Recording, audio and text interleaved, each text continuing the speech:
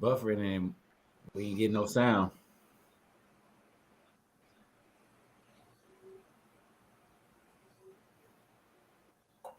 So just go ahead and go live. Live. You let me know when I can speak.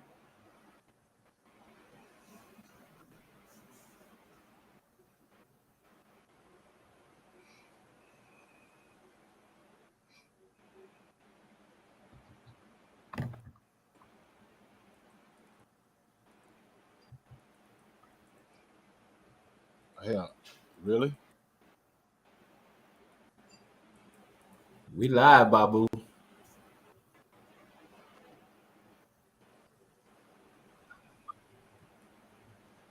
We live, bro. We need to go ahead and rock. Power, can you hear me, brother? I don't know what's going on over my end. How we sounding over there? Peace and power. I can hear you, bro. Sounding good. Okay, man. I brought you comrades here today, man, so we discuss what's really going on with Africa and the, do we really love each other? Do we really care about each other? Do we support each other? I'm just letting y'all know up front that we having technical issues with this broadcast today. I guess some people don't want us to have this discussion. So if I fall off for any reason, you comrades, y'all keep the momentum moving, and I'll check back in as soon as I can. Copy, so, sir. really want to talk about is there is a divide in this country. There is a clear divide in this country where American men and American women feel that we don't get the support that we necessarily need for my brothers and sisters on the continent of Africa. A lot of us are what we call Pan Africanists. As you can see, I am a Pan Africanist. I got on the Pan African. Are we still rolling, man? Shit, I'm lost. Yeah. Are we good on my end? Give me a head shake if we good. Yes, sir. Okay, good deal. So basically what I'm saying is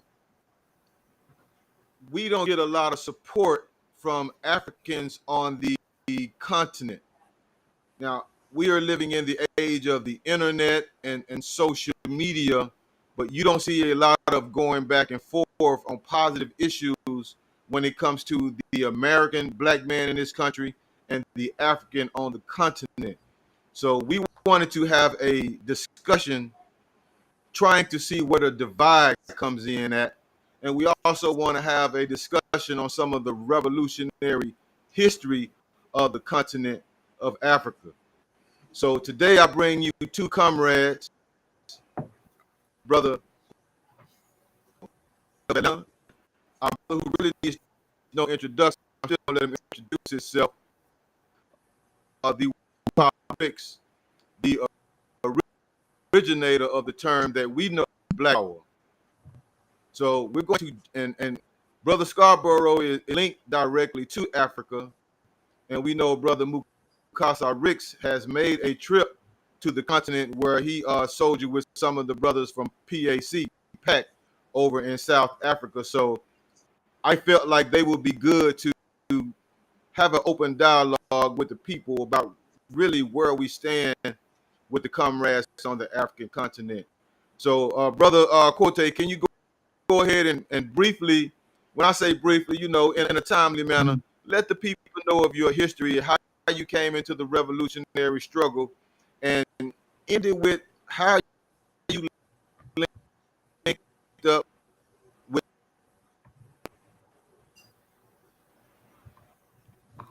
Yes, sir. Well, just my I think probably my political career, even though I was raised, my dad was a Vietnam veteran. He trained me and my brother night walks. I grew up in Florida, in the swamp, hunting, fishing, setting traps, all of this stuff. Come from Seminole tradition. So I earlier, you know how when you're young, consciousness is there and it's giving it to you, but you don't recognize it as such. I think I kind of went through that, and then when I grew up and went away and played basketball in college, I found myself and began to read revolutionary literature. And although I was in that educational environment, that revolutionary consciousness came out at that time. I mean, to the point where, I'm in Tennessee. I'm playing basketball on scholarship and put together a robbing crew. We're going around robbing white people and stuff, so it's like that consciousness. So from there, of course, that ended up with imprisonment. And of course, just like Malcolm X and everybody else, a good portion of our people being educated in the prison system and finding consciousness there among people, and then coming home and joining revolutionary organizations. First, having the opportunity to back home in Florida, link back up with the Cubans, go on internationalist mission them to Africa, to Angola, coming back home, joining the party. As you have also being one of college Cubs, working in the new Black Panther Party from 2001 to 2004, being the chairman here in Atlanta, which was Baba Mukasa. I know you remember that time. It was a very, the action was real intense in Atlanta, bro. I mean, just imagine from 2000 to 2002, all of the things that happened, the death of Dr. Khaled, the arrest and jailing of H. Rap Brown, the arrest and jailing of Kamal Siddiqui, that great that FBI invasion of the land down in Edenton, Georgia, with Dr. York's group, which when you study that, just think about this, Babu. 200 federal agents and 80 sheriffs, right? So you got 300 people. That's basically an army. They got armored personnel. So to observe that, because we just went and watched it, right? And so during that time period, I think those events, the things that happened then, just kind of weaving my way through it, listening to Baba Mukasa, and then, finding that, okay, all right, we understand the militant aspect of this, but how do we solve this problem of us being a resource-rich continent and nation of people, but being separated from it and being in this war and struggle against the United States police and FBI and all of that? I saw that clearly at that time, from all of the things that was happening around me. I saw what happened to H. Rap, saw what happened to Dr. Khaled, which was, set up murder. And what I decided was I had to find a way to raise my consciousness to the point where I could relate to Africans on a governmental level, even though I don't have, as far as my nationality, a government that I adhere to. The hell with the United States government. I don't follow them.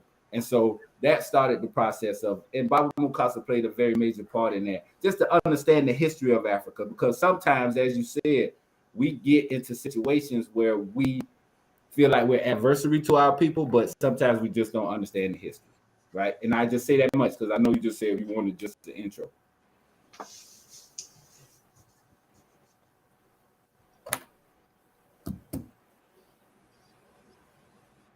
Yes, sir. Black Power. Black Power. Mukasa. Brother Mukasa, Yes, can sir. you reintroduce yourself to the people? Of course, most of us revolutionaries already know who you are, but for people who might be seeing this video for the first time, and people that are in on the continent of Africa, can you reintroduce yourself and tell them how you came to be part of the movement and the struggle as a whole? No problem. My name is Mukasa, and I came through the same thing that all of us came through, different levels of slavery and oppression. And at some point, people began to fight against that oppression, whether you call it the sit-in movement, civil rights movement, voters' rights movement, and that this movement stretched out across the world, because at the same time we were being oppressed, our brothers and sisters on the continent of Africa, the Caribbeans, and the South Pacific, and everywhere was going through the same thing. and that we had many false identities. Like everywhere the slave ships, when the slave ships took us out of Africa, everywhere they carried us, they gave us different names. And we have 1,000 different names and had to speak foreign languages.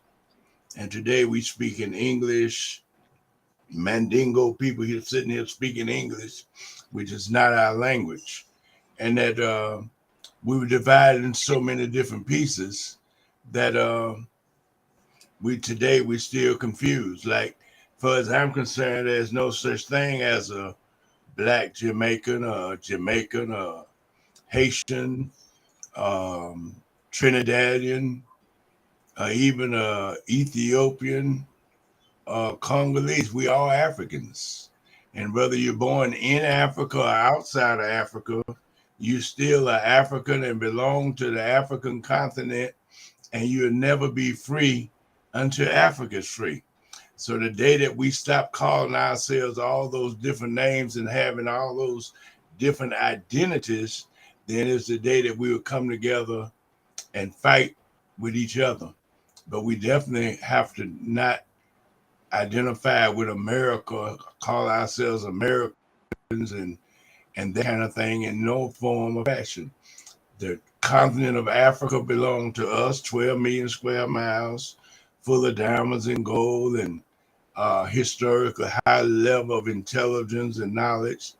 And that we have to now take that land back. And we have to, first, I think we have to have an ideology that says that we are one and we must fight together, and that we will use socialism as our economic system, where we will use everybody of African descent have a share in all the resources in Africa, and it will come back to them in different ways, whether it's housing, education, medicine, and all that in great protection of Africa. So I just say that to say that I came to the movement like everybody else because we are oppressed and want to be free. Thank you.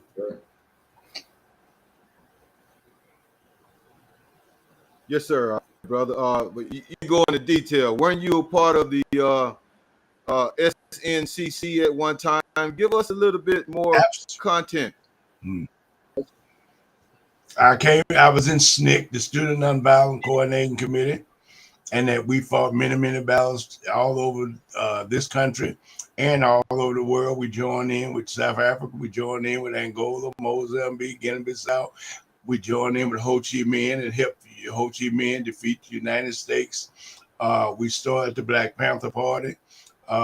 We had the Black Power movement, which was a call for Black people worldwide to come together and fight for our liberation and to go on the offense and fight for our freedom.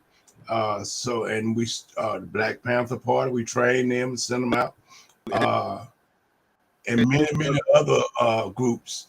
But we joined in with other groups in other lands and countries. And definitely I've struggled with the war in Vietnam. We had every city in this country on fire at one time. And SNCC people were the spokesmen for that.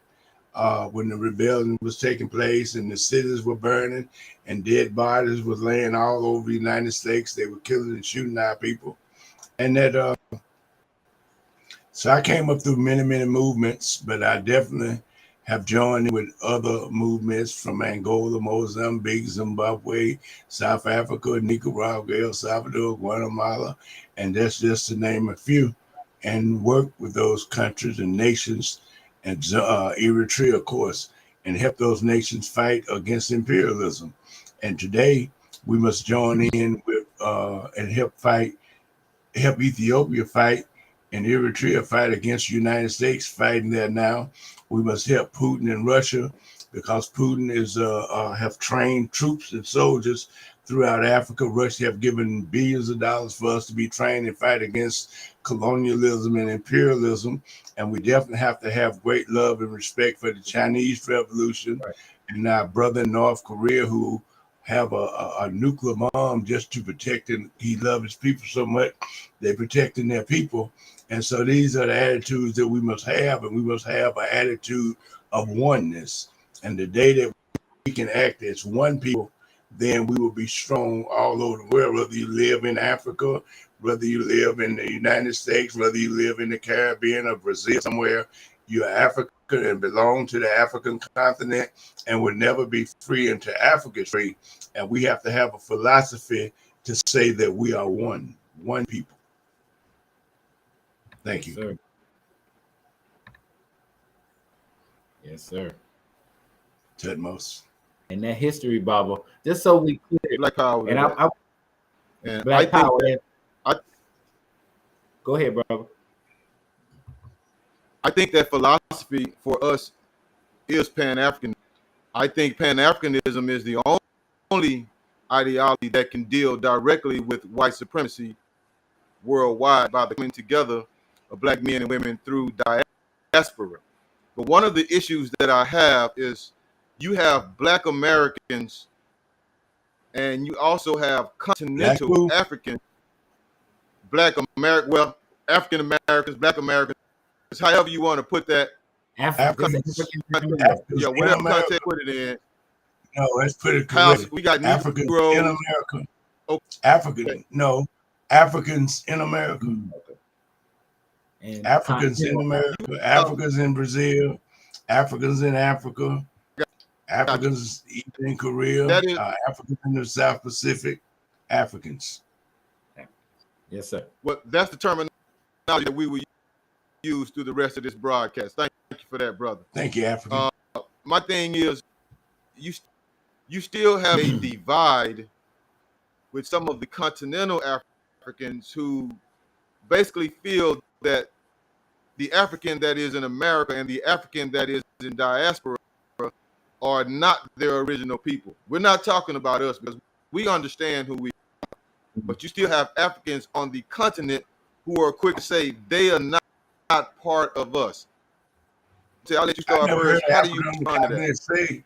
I've never heard an African on the continent say that, and that all the Africans I know see us as their brothers and sisters, and encourage us to fight in every battle that they fight in. And back in the 60s, when they were segregation and black people were oppressed, it was the African governments that spoke up against Africans, say, how can you call yourself our brothers and you're treating the black people in the United States, Africans in the United States under segregation and the condition, and that they embarrassed the United States so badly that the United States had to put up a front that they were changing and trying to do better because they needed the resources from Africa. Right. And they were trying to pull and draw Africans in toward them, and they put up a good front. And that is the imperialists and the colonialists that tried to divide us up in 1,000 different ways to make us think that we're not part of each other. And they even broke Africa up into about 60 or 60 different countries and pieces, and make each one of those feel that they're not part of each other, where the United States and Europe and France and Britain bomb each one. Right. And each little country have to fight that battle by themselves, just like they did Gaddafi in Libya, just like they're doing Somalia right now, and the rape and murder and genocide they're committing in the Congo, or the colonialism that still exists in South Africa, and what have you, and what they're doing to our people right here in the United States, all our brothers in jails, prison, drugging them, and just destruction of our people worldwide. And that we have to just see that the same thing is happening to us wherever we are in the world. Right. And that's what we mean by Pan-Africanism, is all of us coming together and fighting together, standing up together. And when you speak, you're speaking not just for 20 million people here, 50 million people here, but when you speak, you're talking about our African brothers and sisters all over the world. They hear you and they need your voice. Right. They need your strength. Matter of fact, I certainly hope to hear P. Newton club, gun club, however you call it. But I certainly hope y'all ready to go to Ethiopia and Eritrea and help our brothers over there fight against imperialism. And you know we're going to need you in the Congo and the PAC down in South Africa. they definitely got guns just like you. I marched with them not long ago, and we going through the street, and they shooting, boom, boom, boom, and they calling the Europeans out in South Africa, calling imperialism out, and calling the Uncle Toms out, the neo-colonialists. They calling them out. So it's fighting and struggling, organizing, going on all over the world, and the people are part of us, right? And we have to work with them. And we can't let nobody tell us that we divided or we're not for each other. This book, this book right here, Neo-colonialism, the last stage of imperialism. What's happening, it's propaganda, bro. Just straight up, Babu. Just straight up. You know what I mean? The propaganda of the United States is so powerful. And Malcolm said this: they make you think our people back home don't love us and don't want us. But when you walk among them, I mean, 85% of the people on the continent, these are people like us. They regular people. They people in the countryside. They, you know, regular good country folks. You know what I mean? Like some people you might find down in Alabama or somewhere. You know, off in the country. You know what I mean? Just good people sticking to their traditions. What the United States does with its propaganda is they know, as Baba said, they have to hold on to those resources of Africa by hook or crook, however they have to. If we remove the United States mining companies from Africa, in 1 year, their whole economy falls. They know that at home. They don't have the military power or the resources, money, technology, things of this nature in order to stop those companies under the employ of these neo-colonialists that's running their country, right? So when you look at the situation, we're here, and there's a tradition for this too. Baba is, you know, he's very humble. But when you look at what our generation's responsibility is, Babu, them guys did their work. Let's not even talk about Baba Mukasa. Let's talk about the Black Panther Party, them who they trained, right? Sekou Odinga, right? Baba and he were together at the festival last year, you know, and just sharing notes. And I'm sitting there listening. Sekou was in Algeria training troops, right? He went in other countries around the continent, also serving that after being in Cuba and, you know, being, you know, trained as internationalists and things of that nature. Who else? Matulu Shakur. One of Matulu's charges, what he's actually in prison for, is acting as a foreign agent. That's the charge, right? But when you look into the case, you see that him acting as a foreign agent was him. Not only did they go over there, observe the elections in 80, right? So this was brothers from the United States, Africans from America, that was going there, lending their support to Africa, right? They built up their revolutionary organization under the leadership of Baba Mukasa and them, and then they lended that. That Pan Africanism was in practice. They did their work. That's why I say for our generation, like I was just there with the Zimbabweans, which I have a history with, and we understand that we're fighting the same monster. See, I think that when you are revolutionaries, when you're fighting, you look for comrades around the world, and whoever's loyal and whoever's true and whoever comes from your tribe, you're gonna rock with. And it creates this energy, and then you know them and you have communications with them, you know, and so you build that. So that's one level of it. On the lower level of just people living their lives, not involved in organizations, things of that nature, they fall prey to the propaganda of the United States that says our people don't love us there, even though they're with us every day and fighting just as hard as we are, just as Baba Costa just said, Brother Chris Sankara, their brother Sean Kuti, Fela Kuti's son in Nigeria, Africans all over the continent are fighting for their liberation. It's just when we raise our consciousness to that level of wanting to be those liberators also, then that connection comes together, right? Outside of that, focus in action, revolutionary struggle, where you looking for who, I mean, because it's like that, me and the Zimbabweans, right? I mean, I'm sharing my stuff with them. Yeah, and the FBI came and got me, you know, and they talk about the sanctions and how the United States actually put the stock on the accounts of the comrades that I'm there, right there. They say, hey man, I went to the store to try to buy some milk and stuff for my baby, and my card cut off. I called the bank. They say United States called over here and told the bank to even cut their stuff off. You know, so it's like when you're in actual battle with the. Let me ask you a quick question. Go ahead. Let me ask you a quick question while my doing a job at continuing on. The things in the new the 10-point platform put into the platform. Dr. Khaled says that Africa owes us reparations, and I'm just going to go there, and a lot of people don't want to hear that. In your opinion, what did Dr. Khaled mean when he says Africa owes us reparations? Not just the damn white man, not just the continent of North America, but Africa itself owes us reparations. We'll go ahead and start with you, Brother Mukasa. So how do you perceive that? Well, Africa is the richest land in the world, full of diamonds, gold, oil, rubber, zinc, tea, copper. Everything is in Africa. Mangoes, everything is on the continent of Africa. And all of that belonged to all of us together. And that we were stolen from Africa, and we have been, and our resources being taken out. Those resources supposed to be used for us to be able to have a great standard of living, life, and what have you, and for us to have power. And we have to take the continent of Africa back, where we can bring up every African and people of African descent all over the world. And those resources must be used for us.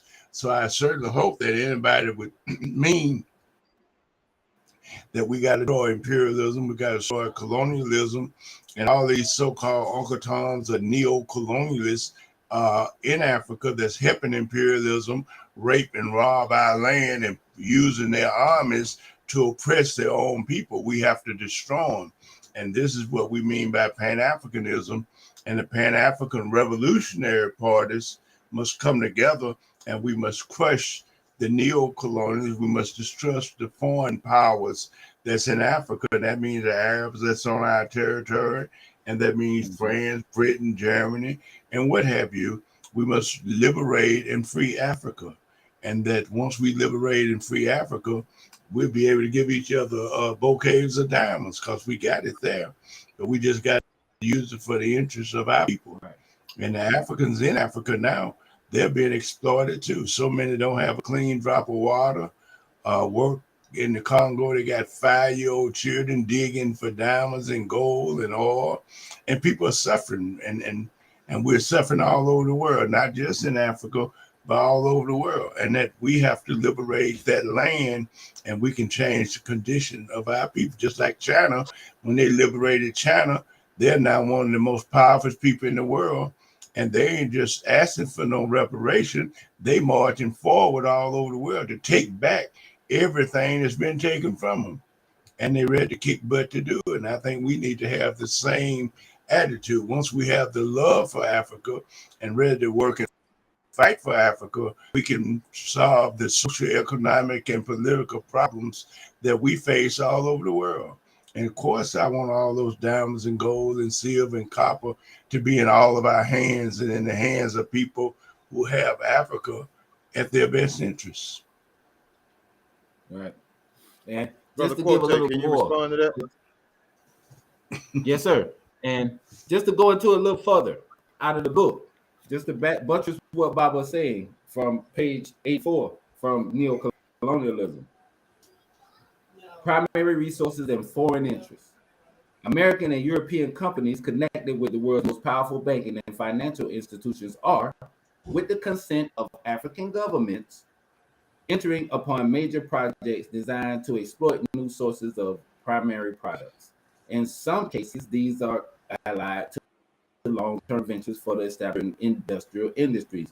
In the main, however, they are confining themselves to the production of materials in their basic or secondary stages. So what he's saying there, he's laying out, as Baba was saying, the people on the ground there, and the neo-colonialist class. See, we are in a struggle in America based on racism, right? Because the white Anglo-Saxon Protestant is running everything. We were captured and brought here to work.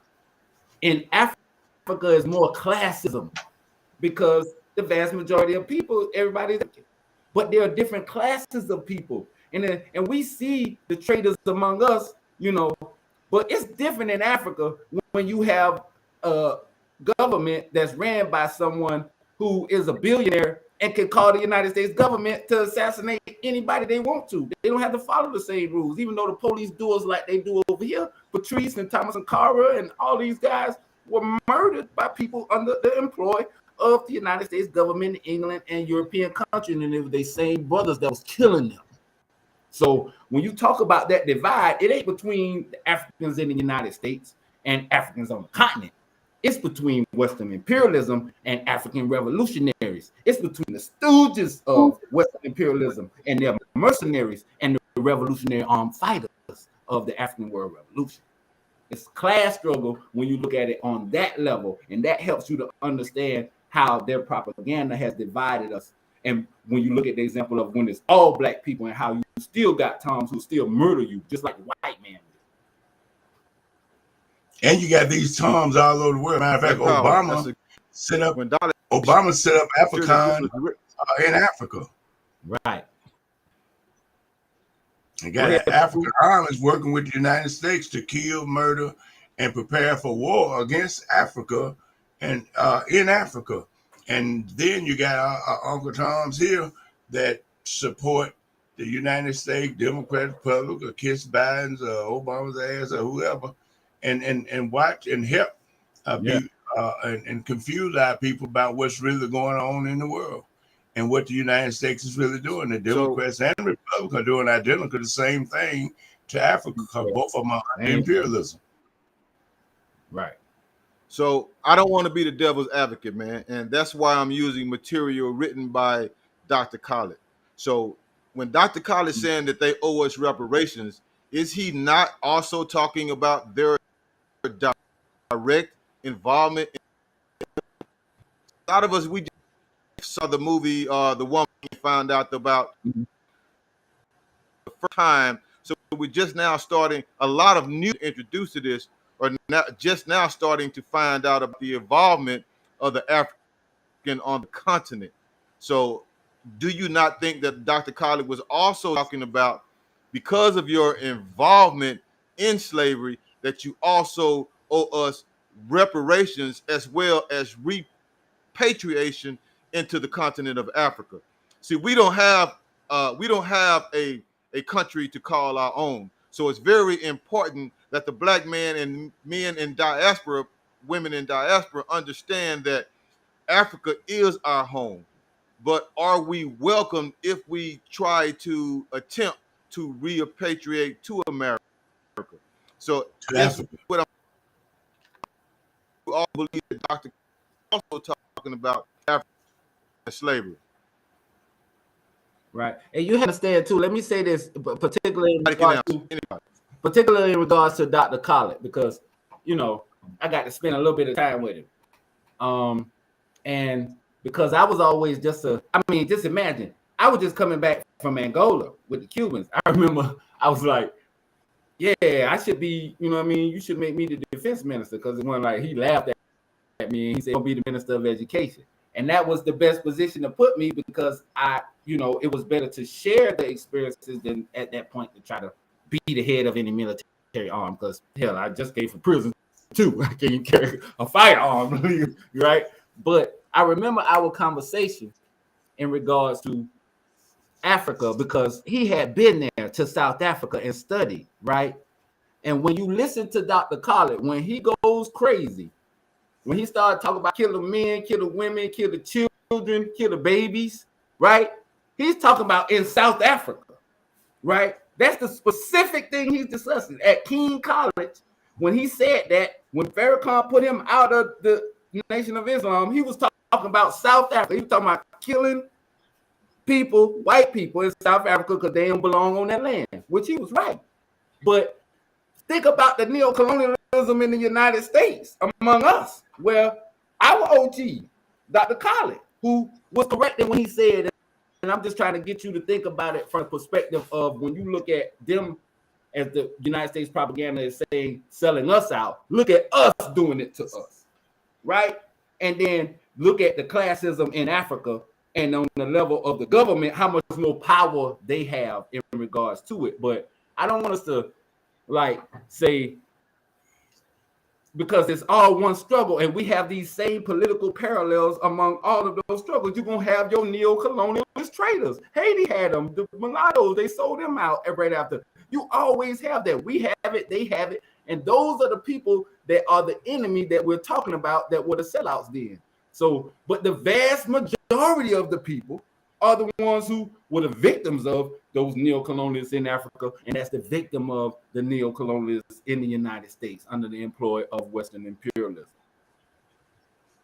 And all of us, all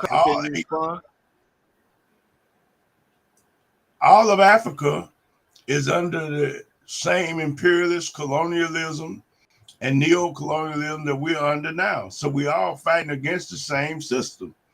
And Africa itself ain't got nothing to give nobody or pay nobody, because the economy of Africa is in the hands of France, Britain, Germany, Arabs, and other people. And the Africans, we don't have anything, but we come together, then we could be like China, move our people to the top of every economic level in the world. We have to take Africa. If we take over those diamond mines and gold mines and oil mines, then when we talk about reparation, what they're going to pay us with? Some paper, some printed paper with some colonial imperialist picture on a piece of paper. And I got diamonds and gold and oil and silver and copper and pearl and cobalt and manganese and mango diggers your head and peanuts and every fruit growing wild on the continent. 12 million square miles of land, got oil running. And they just bring me some green little pieces of paper and say, I want your oil or your diamonds or your gold. Hell no, we don't want no paper. We got diamonds and gold. So, as a matter of fact, we need to just cut their money out completely, burn that shit if it's in Africa. And then we got, do like Gaddafi was trying to do, let's build pure gold money and build an economy that's greater than anybody else's in the world. And then we'll be able to take care of our own people, take care of African people, and not be in the hands of foreign powers and stuff like that. Right. And I want to say this too. In fact, I ain't no great reparation man nowhere. I said, let's take our shit. Let's kick ass and take our shit. Take Africa. Take our diamonds, gold, oil. Right. That's what I'm talking about. In Brazil and Haiti and wherever they are in the world, let's put together this worldwide organization and get their minds back, ideologically, get everybody's mind. And like, for example, in what's that country where the United States just got ran out? Afghanistan. When they were fighting among themselves for the Europeans and killing and murdering each other, being in the army, or the United States was bad. They dropped bombs on them people 20 years, big bomb, nuclear bomb, all kind of shit. But the day they went out and organized their people and said, we ain't fighting for the United States no more, the United States threw their hands up and started running and begging for mercy. And all Uncle Tom was running with them. So when we organize our people into one mighty Pan African army, and all of us identify as Africans and work and fight together as Africans under one organization and one ideology, then I think we would go and be powerful, like more powerful than China. And we have all the economics that everybody got to come to us and get. They can't make no car without Africa. They can't make no cell phone or no airplane and have factories and industries without the material coming from Africa. Right. And just to kind of bring that home to what it is we actually got to do, which Baba just said. You know what it is, Babu. You know what I'm saying? You established the gun club. In these other societies, them the boys that turn the thing on, right? Let's take, for instance, Venezuela, right? crack the United States bomb. He doing everything he can. Gave Chavez the cancer, trying to take Maduro out with a drone, right? When he was speaking at the parade, they shot it down. They're doing everything they can. Use the forces from Colombia to try to cross and invade and do everything, right? They were smart enough. Chavez, they couldn't take Chavez out because this will happen, right? They kidnapped him, took him somewhere else, and he had already had boys in the palace where they already got their orders. And when the neo-colonialists came and got comfortable in the palace and started living, the boys came out the walls. Hey, lay your ass down. Where my boss at? Go get him right now, or we fit to kill him, right? So the military strategists, that's the thing that makes the difference. Right now in Africa, as Baba said, you talking about Russia in Mali, they put the French troops out, called the Russian boys and just get my back. Really, I want what you got because Russia got the hot stuff. I'm telling you right now. If you ever get a chance to get over there and mess with their equipment, woo, I'm telling you.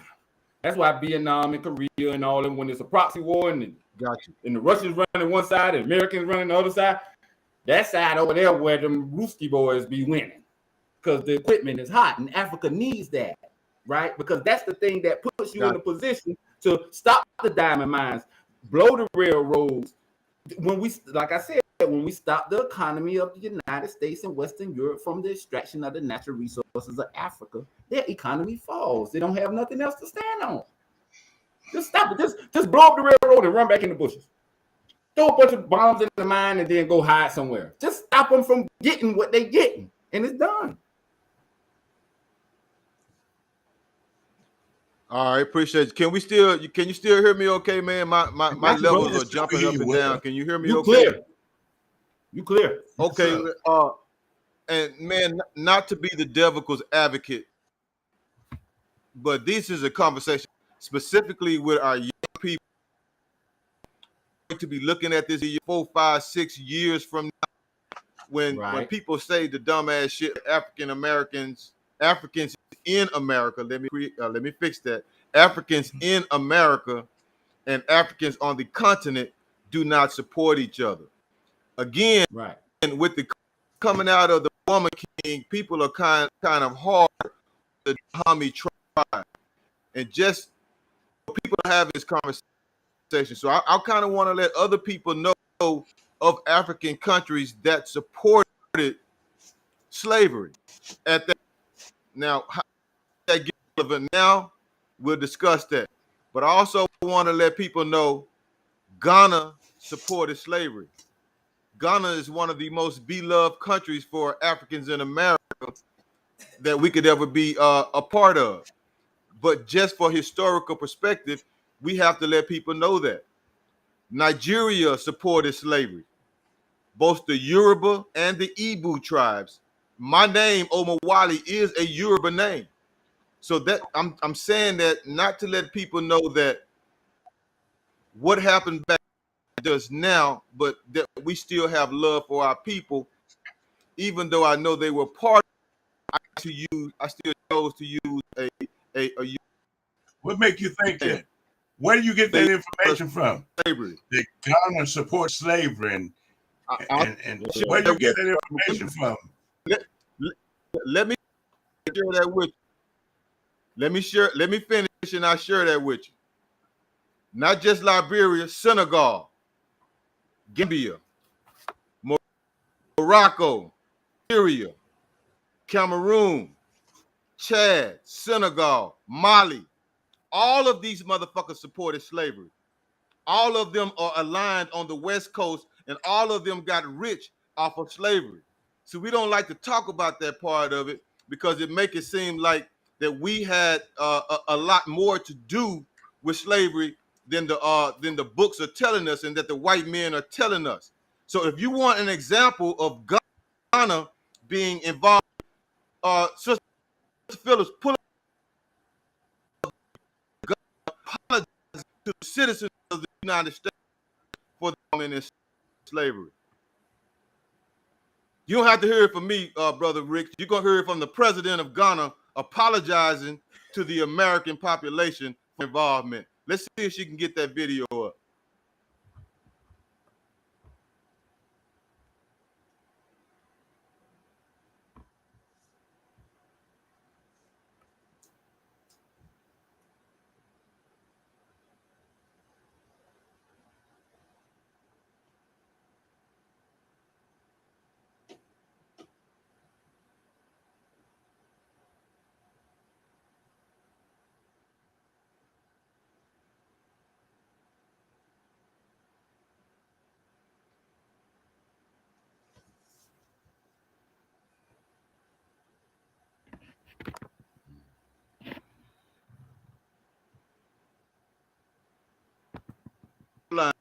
becoming a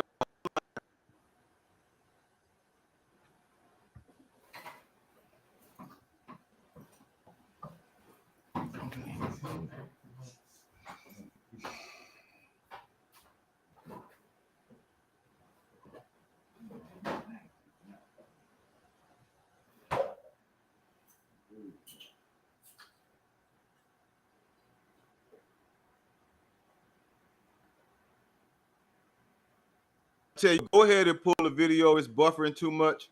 I'm not gonna even mess with that.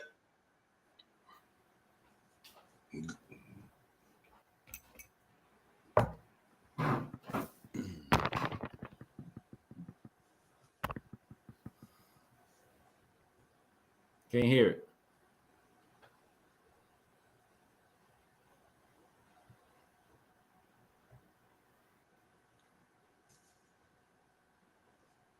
But I want to say this, Babu.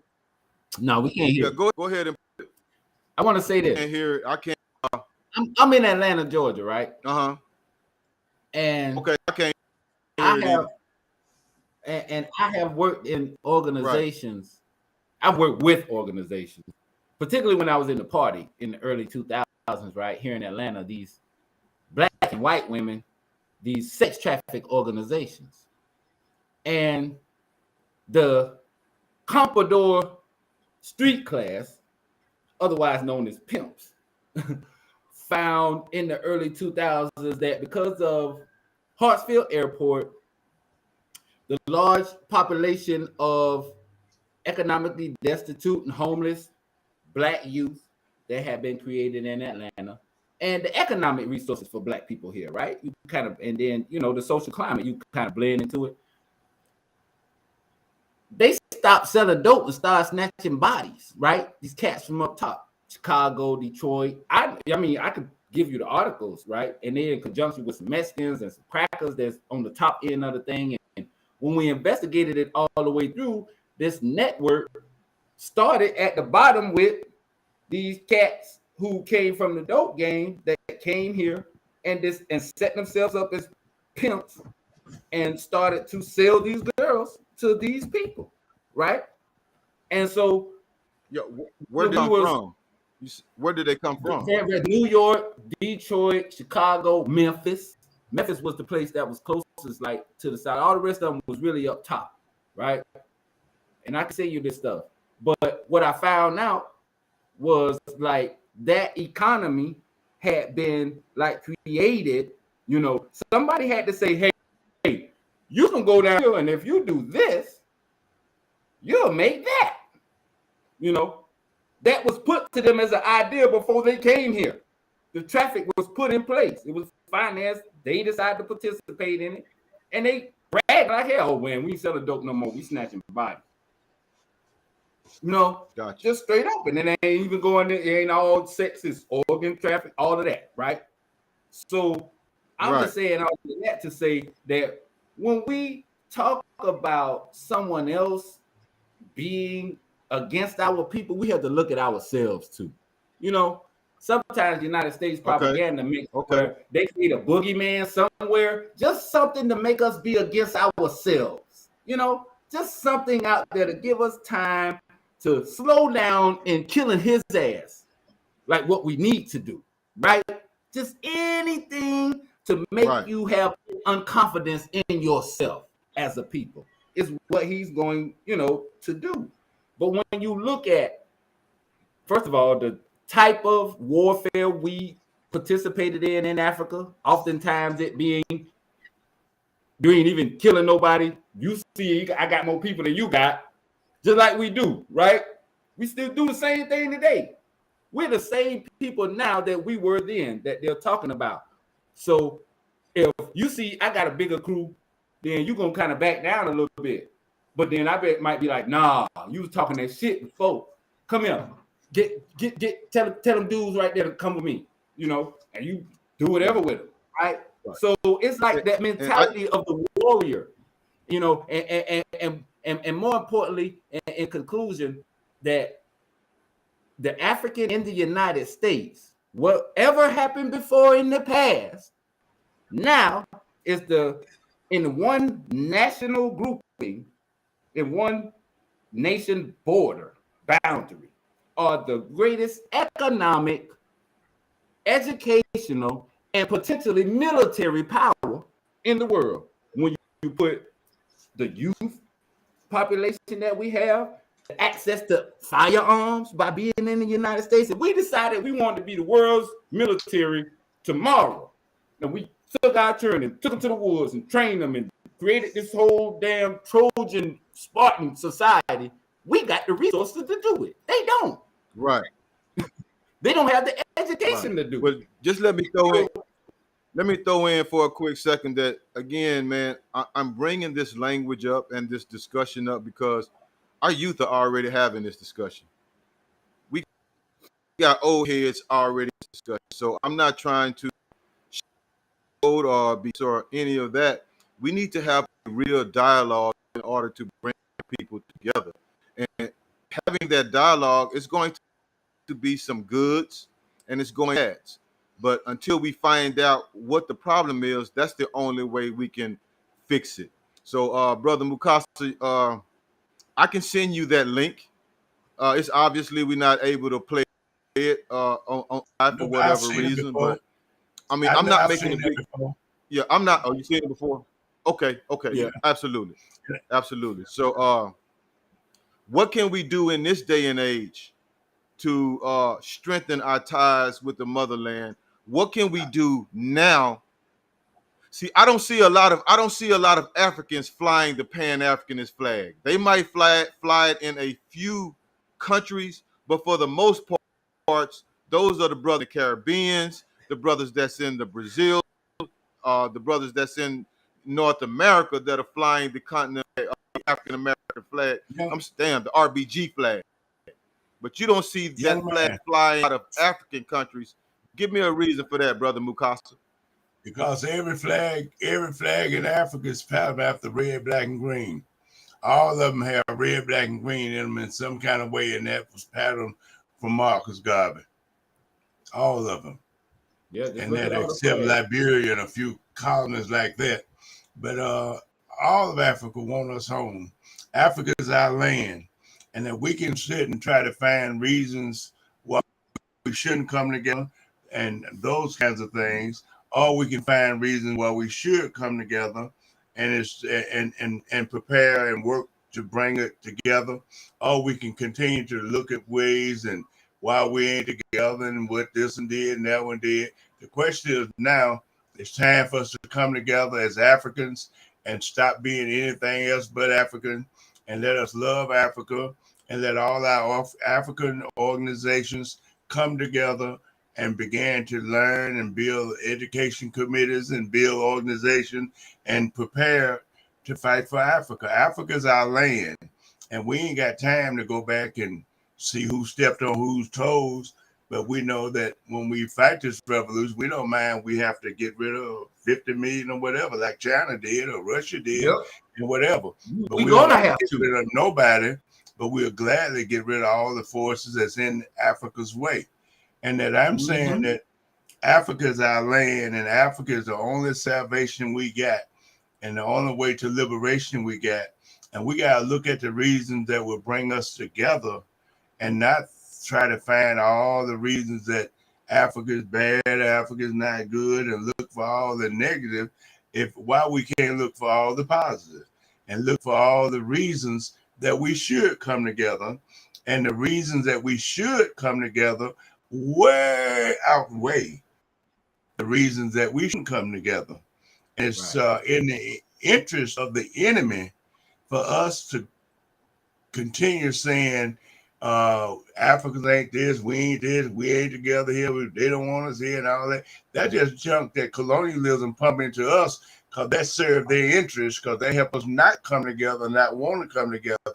And our job is to show people the positive reasons why we should come together and why we are going to come together, and not look at the negative part for the enemy. Because when we do that, we're helping imperialism, we're helping racism, we're helping colonialism, saying and just pointing out all the negatives and whatever.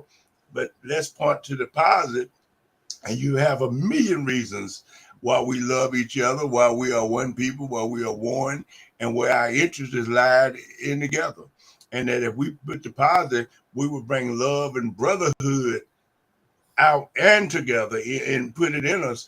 But we just sit and say, that nigga sold us for a piece of bologna. He sold us for that. We had the richest land in the world. Africa was raped and robbed and murdered. And they did it. Everybody come acting like they're gonna be good. The Arabs came in there with acting like they were so friendly, sweet, nice in religion. They killed us by the millions, stole our land, and stole our minds from us. Many of us operate for them right now. The Europeans came with Jesus in the Bible. They are so nice and sweet. When we took Jesus, they took the diamonds, the gold, oil, rubber, zinc, and us. Yep. And now they're taking our minds, and that we have to determine whether or not we're going to be positive for Africa and find all the good reasons that we can come together and be together, or we're going to look and find the negative reasons that we can't come together. And I'm saying you can find some negative reasons, but you can damn sure find some positive. Because you look into Ghana, you look at the Asantewaa. She fought the Asantewaa battle. And many other have. It's been many. We've been fighting a war against these people ever since they stepped foot in Africa. Yep. We just fought and fighting different levels, different. We go down so far, and then we come up so far. And now the guerrilla soldiers are rising up in all the countries, wherever we are in the world. And they putting African and African soldiers and European soldiers and soldiers all over Africa. United States got 1,000 army bases around the world. And they starving our people to death. They got millions of our people, billions, that make less than $90 a year. Some $60 a year. And got people working 15 hours a day or more till they can't work no more. Women carrying hundreds of pounds up mountains and diamonds, gold, big rocks on their head. Little children digging holes for imperialism and digging holes for our diamonds and gold. They got thousands of mining companies all over Africa digging. And now it's time for us to talk about how we can put all our forces together, even the gun clubs here. Why we can't link the gun club up with the Ethiopian army and the Eritrean army. That's right. Why we can't hook up with the soldiers that's coming up in the Congo. I was just in PAC down in South Africa. And they got more guns, just many guns. You got walking through the street shooting, boom, boom, boom, boom, saying, let's get it on. It's time to fight for our land. We got to liberate our land. And Malcolm X said revolutions are fought over land. And the question is, what land are you fighting for? That's what we have to raise with our people. What land are you fighting for? Are you fighting what land? And when you're fighting for China, so we want to help China get strong. Korea, fighting for Korea. Vietnamese fought for Vietnam. Now they can help people all over the world. Our fight is for Africa, and then we'll be in position to help. And I think when we on the bottom, and when we crush or liberate Africa, then a whole lot of nations gonna fall, because when the bottom come up, everything gotta go. And that this is why we have to destroy imperialism. Our fight is against imperialism and colonialism, and the neo-colonial, those people who operate for imperialism, those people who operate for France, for Britain, for Germany, then we have to whoop them. We have to fight them. And that we might need the Huey Newton Gun Club, brother, to go to Mali. And they fighting in Mali right now. And Putin and Russia, if it weren't for Putin, Russia, and the other soldiers that's coming out of Russia helping Mali, France would have been and took it. And they fighting in Chad and whatever. So we got to have a political party, because armies don't make political decisions. They military. And that we need a political, ideological base. Like the Chinese got a mighty army, but they got the Communist Party that make the decisions and give the soldiers the orders and where to go and what to liberate and whatever. And this is what we need. We need to put all our forces into one big party, a Pan Africanist party, where we can sit down and start talking and planning, organizing the youth. We got a youth, and we got to go out in these streets and round up these young kids, because they out there got guns, But having a gun ain't nothing. Anybody can have a gun. That's why Huey P. Newton said education in the head before the gun in the hand. Right. And that's so we need organization. We need organization. That's number one. And from organization, then you create everything after that. But we definitely have to have organization, and you got to have an education committee where we can have all our soldiers highly intelligent, knowledgeable, and ready to take leadership, and that we need to begin to assign people to different cities or different communities and tell them to go in there and organize. Send some soldiers to the south side of Chicago and tell them go in there and politicize the south side of Chicago, where we can begin to have some soldiers up in there, Mississippi, South Mississippi, anywhere. And we send people there. Your job is to organize, and we be linked up together, and we put everybody in some kind of party where they can begin to be spokesmen and organizers for our people. And at the proper time, we'll be able to look militarily, whatever. But we want to link all these little military together. This group got 50 people, this group got 20 people, that group got 20 people. But we put all of them together. If we got 1,000, got 10 people, then you got a bigger army. And that we got brothers and sisters in the Congo and in every country in Africa and all throughout South America. We even got governments. Like they just pretty much liberated Colombia. We got Venezuela. We got Nicaragua been fighting. Been fighting for 50 years, and they're still fighting. And they're still holding the thing. But you all through South America, and we with Cuba and many other people and many other groups. Libyan forces still fighting, and the United States still dropping bombs there. Our brothers in Somalia, they're fighting. So this fight is worldwide, and everybody's fighting against imperialism.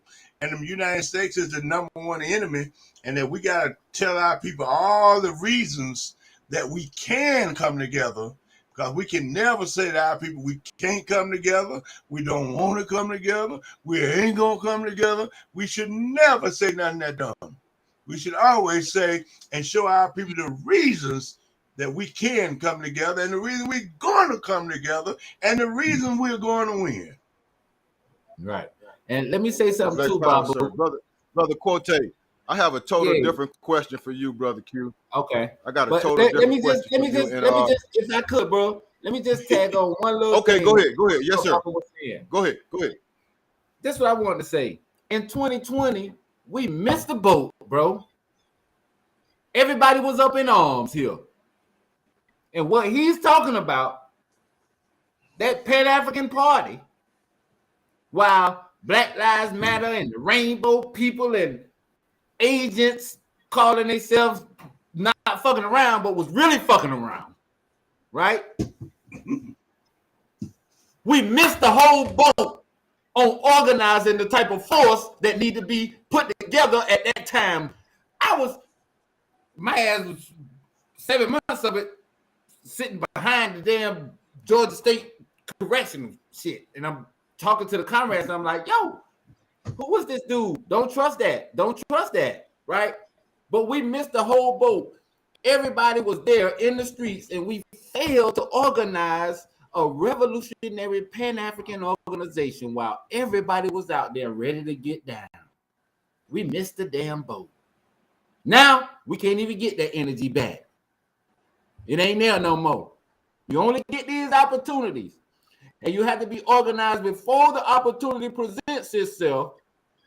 Or sometimes that organization based on desperation is organized in the moment of struggle.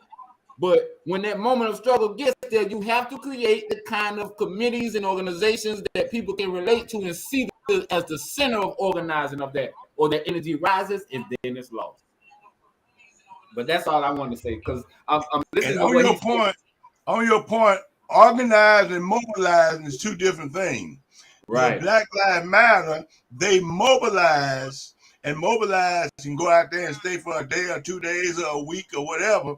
But then when the mobilize is over, everybody go home into a different direction. But organization is permanent, and you organize permanent groups, and you begin to put everybody in the organization, get assignments, and you do political education to everybody, and you contact with the mass and whatever. So we need to be organizers and not just respond every time they shoot and kill somebody and just be running behind the ambulance. We need to go and organize people and put organizers on the ground where they can stay there and politically educate the people. And everybody should have an assignment and not just be out there on their own. But we need to continue to talk positive about how we can win, how we can come together, and not say that I'm fighting for America inside the United States, but we fighting for our brothers and sisters all over the world. That's what we're doing, is fighting to bring us together. And we definitely fighting for a United States of Africa. That would be a mighty power, wouldn't it, Brother Africa? Boy, that's what will stop this whole machine. Okay, Brother Corte, this is the question I have for you. Now, we do understand that you, myself, Brother Ricks, from missionary Pan Africanist concept. But we have to be able to speak directly to those that are not conscious, those that have not taken the steps on political education. We have to be able to have a common dialogue with them as well. Everybody is not of the revolutionary concept. Now, those are the people that we want to speak to, but what do we say to young black men in America and young black women in America that when Africans come to our country and we have that first time to dialogue with them back and forth? To our country? Yeah, all right, Brother Mukasa. Okay, you got our it. Country. Okay, yes, sir. No, the country belongs to these people. I'm still not willing to give it to the European. I'm still not willing to give him shit because he ain't did nothing but plunder and steal and kill. What I'm saying is, that's what he can claim. That's what he can claim. Yes, sir. What I'm saying is, when the African comes here and he sees the black American, he tends to think that we are lazy and that we are not taking advantage of the opportunities that the imperialists here in this country are giving us. So in one aspect, we're talking about fighting against imperialism with our African brothers. In the other aspect, when our African brothers get here, they say we lazy. Black men don't want to go. All you want to do is rap. Yeah. All you girls want to do is twerk. How do you respond to that, brother? Well, the fact of the matter that when you talk about the United States and the Africans who built the shit, when he comes here, if I don't want to do shit, I don't have to because my ancestors built it. So whatever he thinks about that, that's on him. You know what I mean? Because let me tell you a quick story. Baba Mukasa know this story, right? And it just buttresses the idea that revolutionaries, wherever they are going to be revolutionaries. Neo-colonialists, wherever they are and wherever they come from, right, are going to be neo-colonialists. So we have the Atlanta Pan African Coalition. We got African organizations from the continent on it. Friends of the Congo, AAPRP, UNIA, right? So we have a continental group been in the group since the beginning. African Association of Georgia. All the Africans from the continent in the group, right? So we've been doing African Liberation Day together for years. All of a sudden, one year, they decide they don't want to call it African Liberation Day. They want to call it Africa Day. And they celebrating Africa Day all over the continent. And they actually, in our face here in the United States, where our ancestors in Atlanta were slaves, went downtown to Coca-Cola and had Africa Day on African Liberation Day with the white oppressors, right? So I'm thinking in my mind, I always said this in my mind, just a little joke to myself. If I was an African born in Africa, why in the hell would I ever come to the United States? What I'm running from? What kind of am I? Am I the Kwame Nkrumah type who's coming to get that education so I can go back and liberate my people? Or am I coming looking for some money? Majority of the time, they're coming looking for some money, especially today. I know, I deal with a lot of them. There's a lot of revolutionaries also where I am in Atlanta on the east side now in Stone Mountain. there's a city not far from here called Clarkston. Clarkston is an immigrant community of Ethiopians, Somalis, and Eritreans. We run into them all the time, right? Especially eating at Ethiopian restaurants and all of that. So what you're saying, these conversations take place here, especially with me being the chair of the African Union's diaspora office, right? I'm going to have these conversations even outside of, that social setting. But I walk in the store, I got my Africa chain on and my colors, and they're looking like he's different, right? He different, but really I'm not. I come from the same thing. And the people that they're here in the store, the crackers in Atlanta is something else. They know they can't put white people in the store, so they get so slick. Even the Arabs wasn't enough for them. So we won't get them too. We figure out, you tell them, but man, the Arabs slaving people and they go in there and rob that thing. They put Ethiopians, put African people in the store. They put sisters in the store. Ethiopian sister, beautiful Ethiopian sister.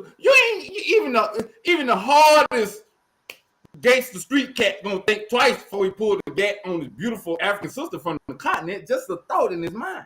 But she's just being used by the imperialists. She knows it. She knows it, but it's worth the risk to her to send that money back home to her people. Right? So when you talk about how and who are the majority of the people going in there and spending that money for her to send it back to Ethiopia? Right? That's our sister though, right? So like you have to be able to look at the fact that what we created, sometimes the African from Africa is able to take advantage of. Right? The diversity programs, and I'm sure Baba is more familiar with that in regards to them establishing education for Africans in the United States and people being able, and that opening up a world of opportunity, right, for African people around the world who came to the United States because Africans in the United States struggled to integrate these schools. So, like I said, you got to look at what we've been able to give. I mentioned Matulu. Matulu robbed the Brinks trucks and gave the money to the Zimbabwe liberation struggle in the early 80s. Right? He in prison for it. United States found out, charged him, convicted him. Right? With 7 black, 3 Puerto Rican, and 2 white people on the jury. Right? So when you talk about neocolonialism and you talk about traitors among your people, that's a thing that people have always had to deal with. No nation ain't never had nobody that had a majority, that had a population of people in it that disagreed with what the majority did for whatever reason, right? But the key to it all is, like Baba said, what do you do with them? What do you do with your traitors? That becomes the definition of whether you become a nation or not. And as far as the African from the continent and the ones that come here and they see, it's like, okay, if the majority of the time they come, they see that twerk, that rap culture, right? What do? They stay away not from only have they been influenced, they go right on into it. Because it's an aspect of their youth on the. Yeah, look what the perfect example. Let me perfect example. We don't have a lot of time left. We don't have a lot of time left. Let me let Brother Mukasa respond, and we're going to give our closings on this, man, because this is something we can definitely talk about in hours, but I'm not going to do that. But Brother Mukasa, the same question to you, and it's not just the Africans when they come here. We have our dialogue when it comes to Africa either. The youth use the term African booty scratcher. When we get mad at them, we want to say it's all they do is scratch their ass. But as far as the concept of when Africans come to the country and they only see us as got our hats on backwards and gangsters and as lazy people. Now, this is not coming from me. This is coming from shit that I've heard on social media of Africans in America dialoguing with continental Africans. See, you probably not in a lot of these groups. I'm in a lot of these. Why you read it then? I'm in a lot of these. Not coming from you. Why do you repeat it? Why do you repeat such I'm negative stuff? repeating it because these are the conversations that our people are having, and we got to I be never open and had those honest. kind of But you conversations. go ahead and respond. I hear conversation of brotherhood and sisterhood and love and unity and all those kinds of things. And that what we have to do is look for the positive, not look for the negative. And our people come here, they love us, man. We are one. And when you go to the streets and people don't know, our job is to go teach them. That's why we made them put Black studies and African studies in these universities and put departments up in there and brought out a lot of information about Africa. And people get educated, we got to educate them. So we got to go to the basketball, football yard, on the corner, in the alley, or wherever our people are, and educate them about Africa and about unity. And we got to teach our people to love each other. And we got to push the positive. We can just, I mean, if you push the negative, you run people away. But if you push the positive, you draw people to you. And we got to tell the people all the positive things we know about Africa and our history and our relationships and all that.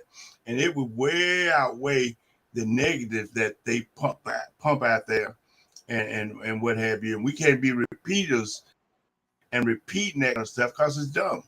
We got to talk about Pan Africanism.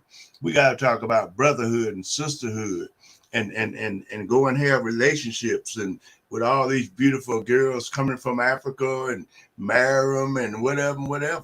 Have children and go home to Africa or travel to Africa. But realize that together we can liberate a continent and solve all the problems of our people. And without us being together, we'll forever be slaves. And whenever we continue to run the negative stuff, we'll help holding our people in slavery and making our people not be believers of Africa. We should point out what these Europeans have done to us, what the United States government has done to us, what Brazil and all these European nations is doing to us right now, what the Democratic Party is doing to us right now. Yeah. Our energy should be used to point out that, to make us hate this system, hate the Democrat, Republican, hate America without mercy. We must fight them until they dead, fight them until we destroy them. And this is what we have to bring our people to see. But if you go out and you just continue to tell the people the negative things about each other and why we can't come together and make our own definition of Pan Africanism, it means that all of us coming together. See these fingers? Pan Africanism means all of us come together.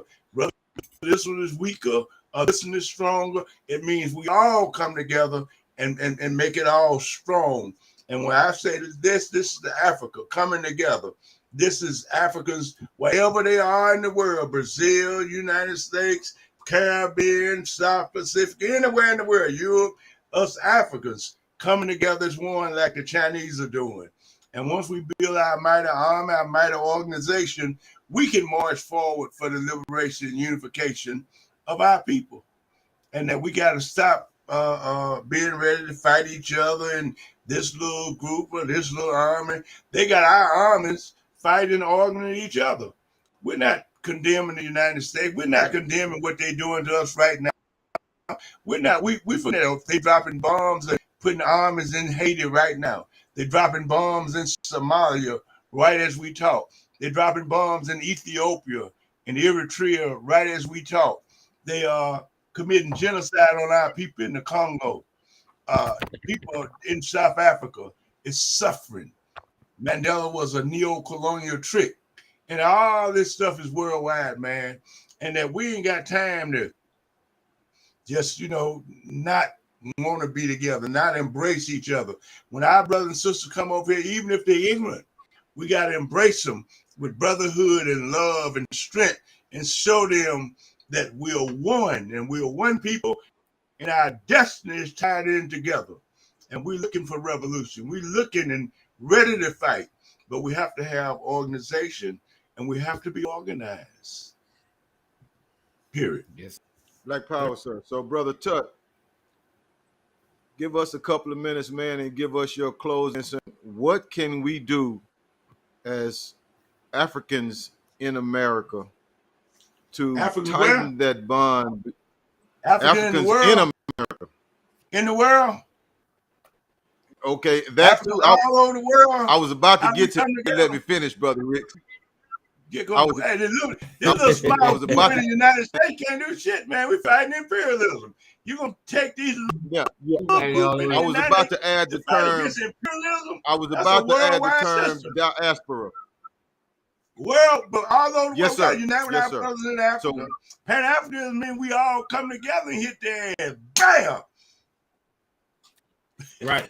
And a mighty the way we do that is what I was saying understand is what can we do to bring us closer together and unite the people worldwide as one, the Africans in diaspora. That's where I was trying to get to, brother.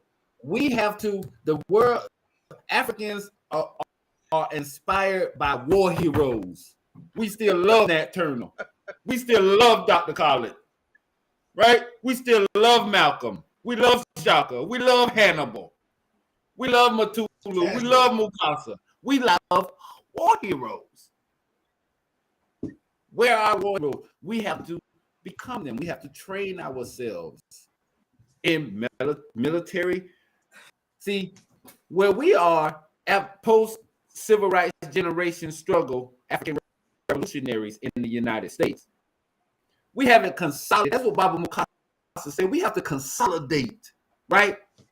And because of all the scattered and argumentative and debative conversation, it's avoiding us from being able to consolidate our revolutionary forces. All of the contention, all of the debate, all of the arguing on social media, it's just preventing us, and it's being stoked by the United States government with all of the movies and their propaganda, as they've always done, to foment dissension in the ranks of the revolutionaries. What we have to do is this, bro. Socialism is the foundation of revolutionary organization for African revolutionaries. African socialism, right? The example of Amilcar Cabral and Thomas Sankara and Patrice Lumumba, right? The way that we establish ourselves, and the way that it's done is because when you organize in revolutionary organizations and socialist revolutionary organizations, there's these certain theorems you have to go by, right? Combat liberalism, unity, criticism, unity. When you sit in a circle, you say something unifying about your comrade, you give him his criticism, and then you say something unifying again after that. And that way you build revolutionary camaraderie, and you can build a kind of trust to try to want to give and risk your lives for each other. But it has to have some type of uniting, gelling theory to bring it together. And that's that step that was supposed to be the next. It took us to the door of revolutionary Pan-African socialism. All over the world, everybody emulated the example that Baba Mukasa and them trained as the Black Panther Party. They've even making movies about it now, even to the day. Even though they're making something mythical, but what made it in the general lexicon of the language of people around the world was those Africans that he trained and that they created here in the United States. And we are the children of them. But what are we doing? They took us to the revolutionary Pan-African socialism. We have to create the organizations unashamedly under the fucking Washington, D.C. foot and tell them, fuck y'all, we're going to make a socialist revolutionary organization right here on your damn foot. And we coming for your ass. We finna finish what our ancestors started. There's no other way for it. Ain't no dodging. And you know what I mean? It's just, that's the road. It was made. Everything is funneling into it. And we sitting here in the nation of that's putting the foot on the neck of everybody else around the world, we're in the most powerful position to do it. So that revolutionary. So Brother Mukasa, that's how we Comrade do it. Mukasa, can you tell us what we can do right now to unite our people on a global scale? And we're going to go ahead and we're going to end this live. I appreciate you brothers coming on. We had to have this dialogue, you know, and I appreciate you guys for letting me be the devil's advocate But even though you don't see it, these are a lot of the conversations that our people have on a daily basis. So I wasn't trying to be negative or anti-African. What I was trying to do was get these conversations out in the front of the people, so educated brothers on revolutionary Pan-Africanism can explain to the people where we stand and what we hope to achieve when it comes to white supremacy, when it defeating neo-colonialism, and when it coming to defeating the imperialist powers. So in short, in closing, what can we do now to better unite our people? Everyone is to get organized into a political revolutionary organization and sit down and begin an educational process, listen to men like Malcolm X, Kwame Nkrumah, Fidel Castro, and many others, and began to understand what a revolution is, what Pan-Africanism is, what socialism is, and what our role is in this revolution.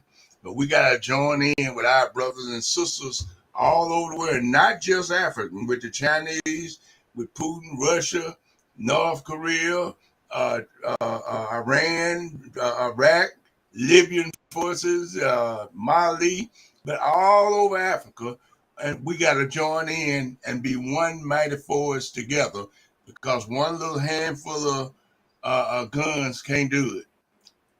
We have to do it as a people. So what I'm saying, our fight is for the total liberation and unification of Africa under an all-African scientific socialist government.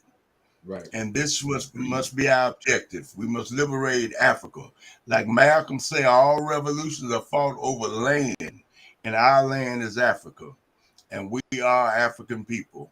And we'll never be free until Africa is free. Africa is free. Thank you, brother.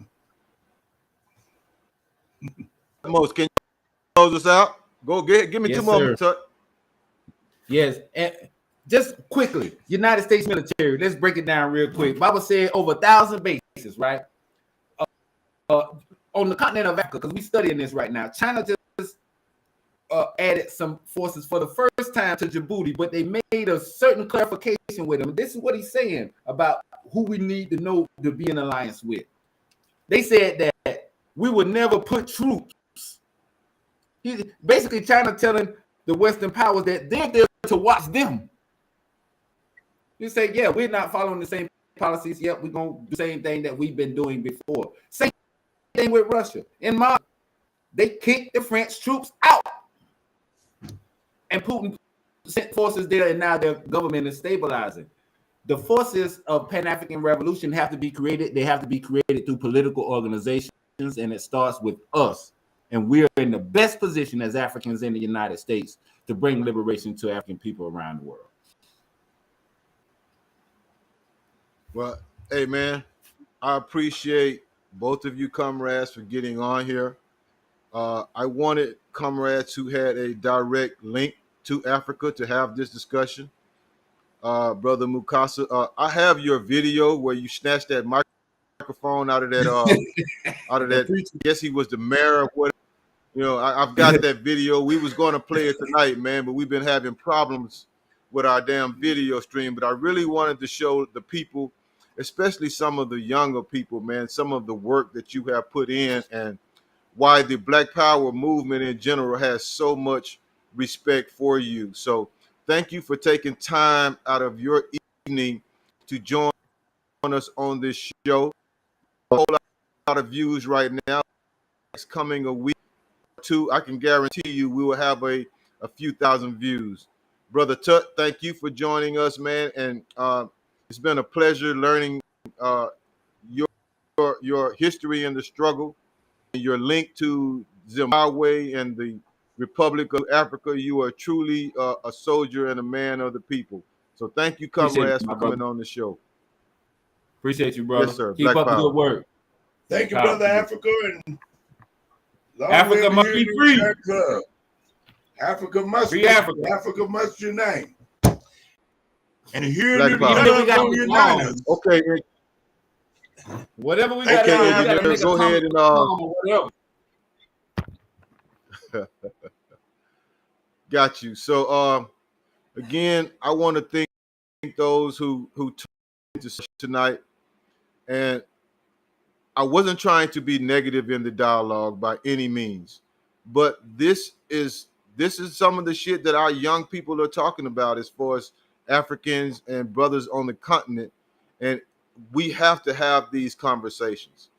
I 100% agree with Elder Mukasa Ricks. I 100% agree with Brother Tut. But you have a new generation of freedom fighters who don't understand the revolutionary Pan African movement. So we had to touch on that tonight. Do Africans and Black Americans have a mutual respect for each other? Of course they do. Many cultures have disagreements, and everybody is not going to always get along. But we have to understand that as a whole, and 90% of Africans and African Americans do support and do love each other. Now, of course, is there a 10% who say ignorant shit and do ignorant shit? Of course there is. But those over the ones that we have to overlook. We have to work with those Africans from the continent. We have to work with the ones that want to put in work with us and organize with us. So again, Brother Babu Omawali, man, thank you for tuning in tonight and listening to our show. I hope you was able to get some revolutionary information out of this. I don't know what YouTube or Restream is doing to our videos. We've really been having problems with our, getting on air and having our show get out there. But we'll get that worked out. I guarantee you we'll get that worked out. So keep tuning in. Our next show next week, toxic Black men versus toxic Black women. You think tonight was fire? Tune in next week and see how some of these Black people view each other. And again, it's just not about the negative. It's about cleaning some of this shit up that we see on social media every day, where they say the Black man doesn't love and protect the Black woman. I can tell you right now, that's a damn lie. We love, we honor, respect, we pay homage to our Black queens. And you have millions and millions of Black babies to show that that is the way we go. Our Black women love, respect, and pay homage to the Black man. So tune in next week. It will be Monday the 7th, I believe, for toxic Black men versus toxic Black women.